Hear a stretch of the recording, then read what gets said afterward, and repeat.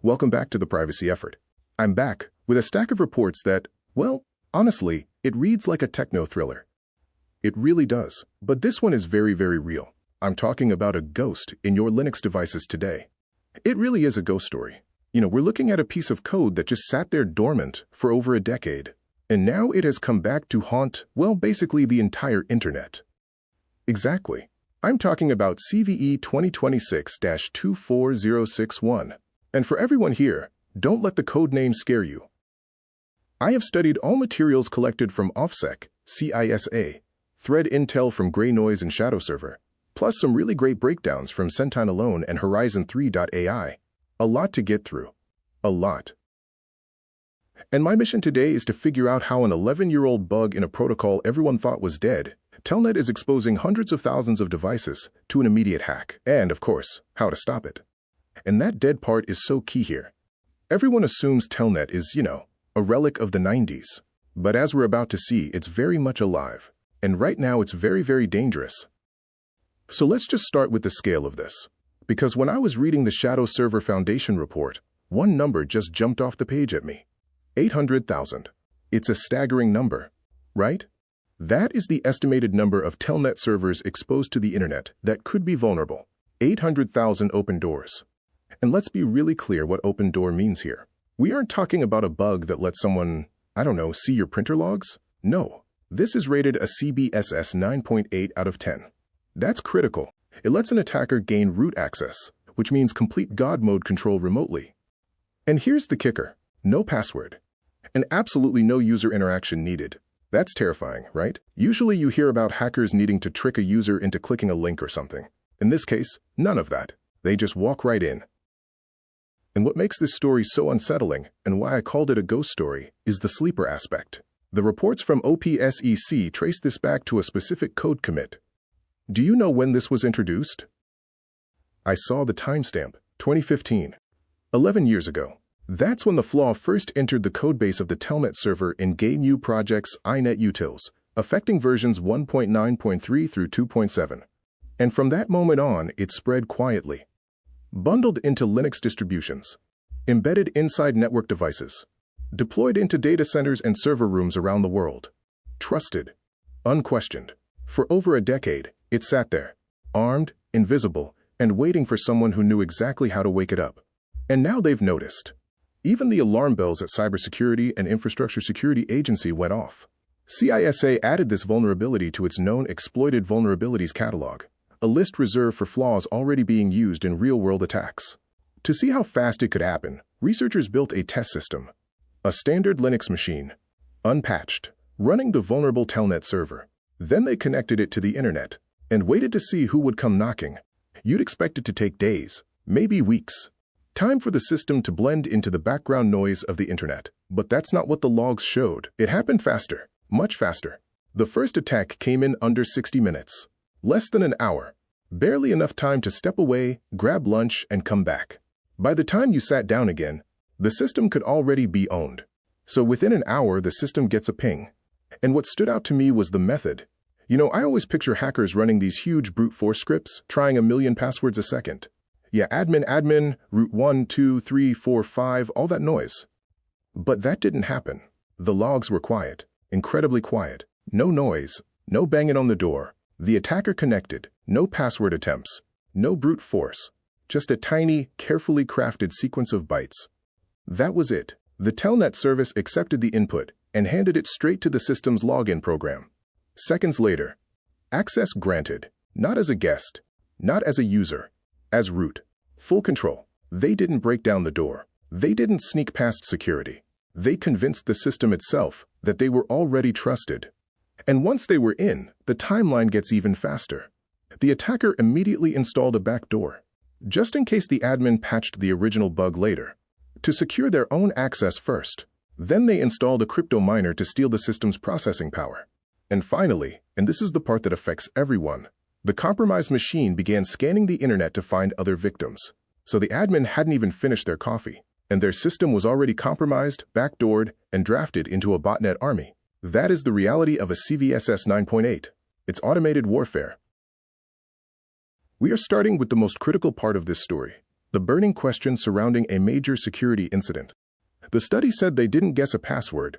They just walked in. How is that even possible in a piece of security software? Isn't the whole point of a login prompt to stop people without the password? That is a million-dollar question. And to understand it, we have to peel back the layers. First, the psychology of why this is even running, and then the mechanics of the code itself. Okay, let's unpack the psychology first. My first reaction was simple. Who is still using Telnet in 2026? Isn't it obsolete? For secure communication, yes, completely. Telnet was never designed for today's threat landscape. It sends everything in clear text. Usernames, passwords, commands. All of it travels across the network fully exposed. No encryption, no secrecy, just data, waiting for anyone who knows how to look. But the comprehensive security analysis I looked at paints a really different picture of operational reality. A lot of it is legacy infrastructure. We call it technical debt. Think about industrial environments, OT, operational technology, manufacturing plants, logistics hubs. Places that run the physical world, exactly. They run on equipment routers, switches, controllers that were built 15 or 20 years ago, and they'll keep running them for another decade if they can. The problem is, some of these devices literally only support Telnet, or I guess the SSH on them is so old that modern computers just won't talk to it anymore. That's a huge issue.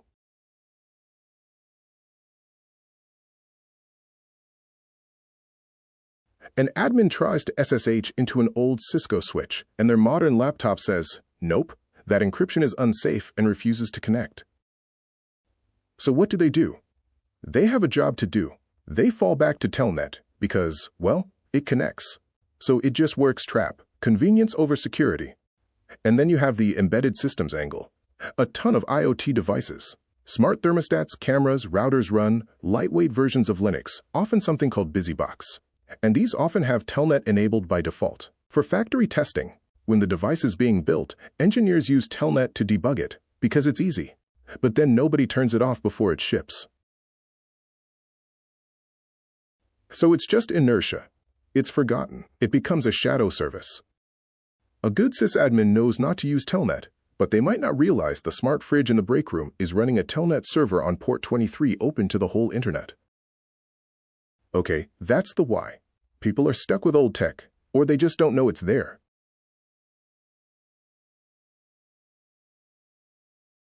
So now let's get to the how, the mechanics. And this is where it gets fascinating. I'm playing the skeptic here. It said root access, no password. This has to be some super complex exploit, right?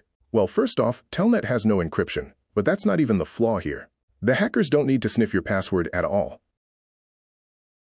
Okay, so walk me through it step by step. The technical deep dives from OffSec and Horizon 3.A, I helped expose what was really happening under the hood. The flaw lives inside the Telnet server, specifically how Telnet processes something called environment variables. These are normally harmless. They're just small pieces of information sent during login. Things like your terminal type, your display settings, routine details the server uses to prepare your session. But in this case, that trusted information channel became the attack vector. When your computer connects over Telnet, it introduces itself. It sends a few environment details. Simple things. Harmless things. Like, I'm using a color terminal. The server accepts them without suspicion. Because normally, they're safe. But Telnet also allows the client to declare a username. It can say, I want to log in as Bob. At that point, the server should challenge that claim. It should stop and ask Bob for his password. That's the line that's supposed to protect the system. But here's the exploit. The attacker injects a very specific string into that user variable. Instead of Bob, they send the string -f root.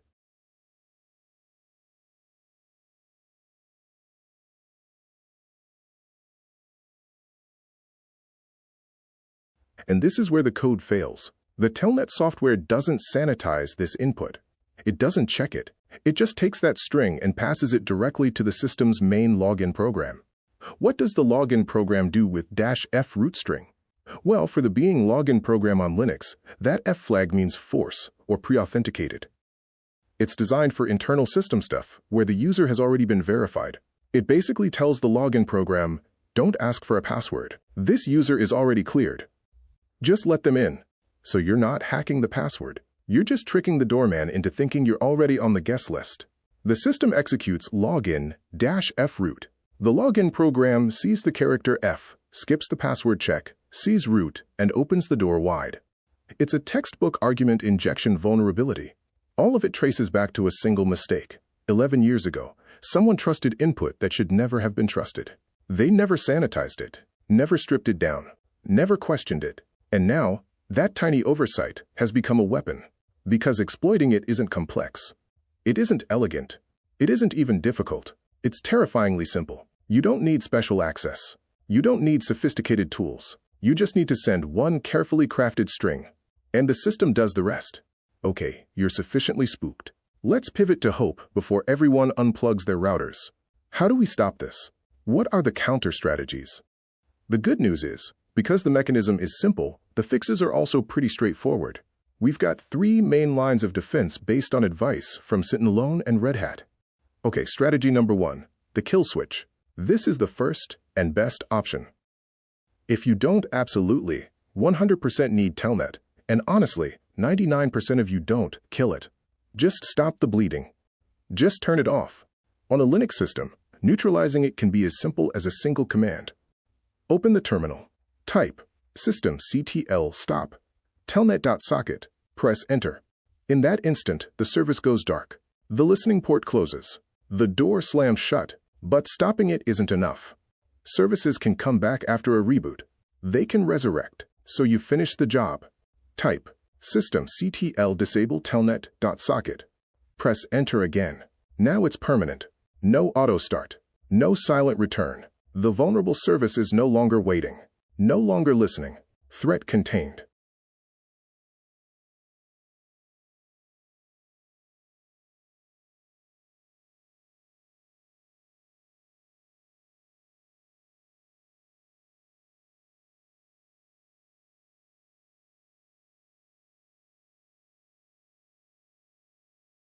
Telnet sends everything, including your password, in plain view. No encryption. No protection. No excuses. Move to SSH instead. It's encrypted, it's secure, and it's the modern standard. Remember this, if it's clear text, it's clearly wrong. But what about those manufacturing plants? The ones with the old robots that only speak Telnet? They can't just turn it off, right? They can't just shut down the factory. For them, we need a counter strategy too. The digital moat. It's all about network segmentation. Building walls. If you must use Telnet for that one old machine, you never, ever let it touch the public internet. Block TCP port 23 at your main firewall. Hide that machine behind a VPN or something called a jump host. It's a secure computer that sits in the middle. You use modern encrypted SSH to connect securely to the jump host first. And then from there, inside the safe network, you can Telnet to the old device. It's a gatekeeper. So it's like an airlock.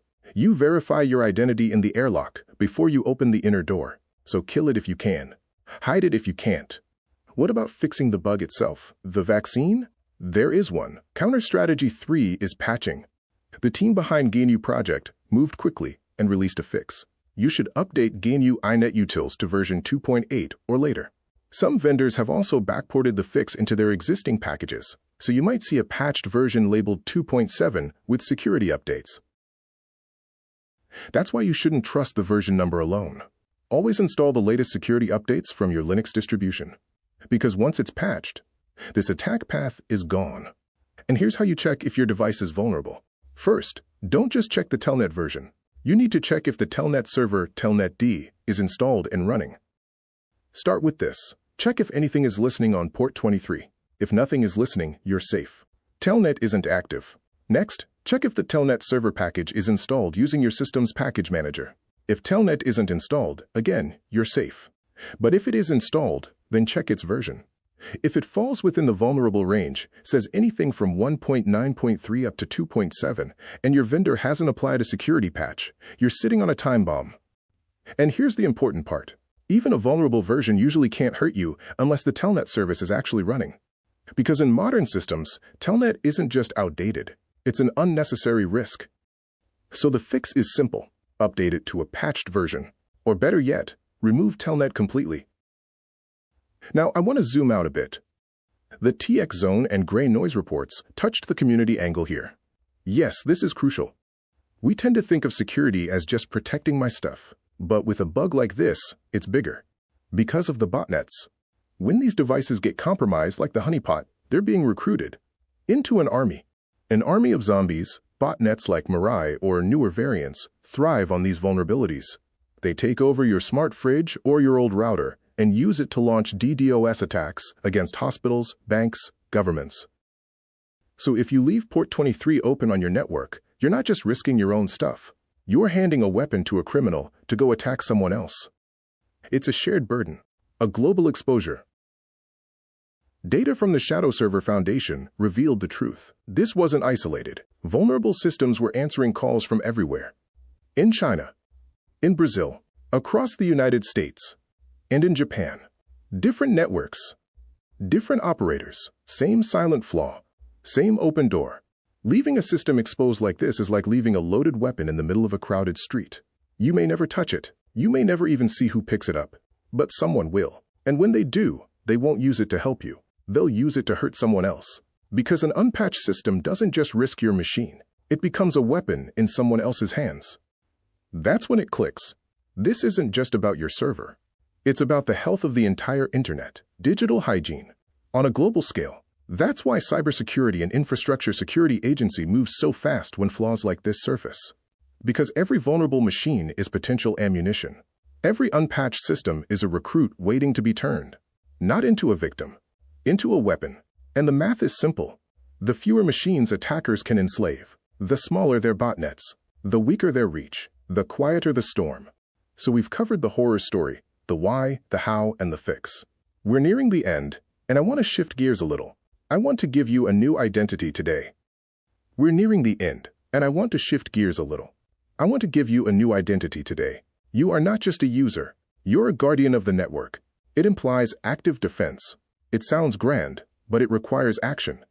So I have a challenge for everyone watching. I'm calling it Scan Yourself Today. It's simple but so effective. Don't assume you're safe. Don't guess. What should you do? Use a scanner. Something that tells you the truth your system won't volunteer. On a Mac or Linux machine, open the terminal. Type the command, nmap-p23, your public IP address. Then press Enter. You're probing your own perimeter. Testing the door. Or, if you can't scan from your own machine, use a trusted online port scanning service to check your public IP from the outside. You're looking for one thing. Just one, port 23.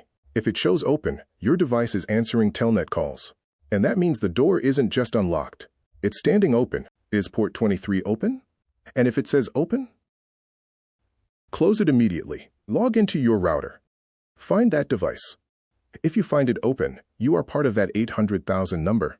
You are a target. Legacy code doesn't have to mean legacy security. We have the knowledge now.